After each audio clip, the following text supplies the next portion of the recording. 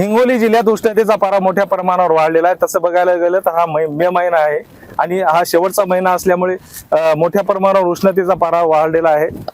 त्यामुळे पाण्याची पातळी देखील मोठ्या प्रमाणावर घटल्याची स्थिती सध्या निर्माण झालेली आहे। मी सध्या हिंगोली आणि परभणीच्या सीमेवर असलेल्या येलदरी धरणाच्या कडेला आहे आणि या येलदरी धरणाची स्थिती बघायला गेलं तर या आता सध्या 55% एवढा पाणीसाठा या धरणामध्ये उपलब्ध आहे आणि मागील महिन्याची स्थिती बघायला गेलं तर या धरणामध्ये 64% एवढा पाणीसाठा उपलब्ध होता।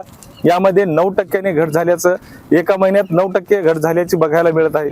आणि याच धरणावर खाली जर बघायला गेलं तर सिद्धेश्वर धरण आहे आणि या सिद्धेश्वर धरणामध्ये सध्या आता 0% पाणीसाठा असल्याचं सांगण्यात येत आहे। सिद्धेश्वर धरणाची स्थिती जर बघायला गेलं तर सिद्धेश्वर धरणावरून हिंगोली आणि वसमत शहराला पाणी पुरवठा केला जातो।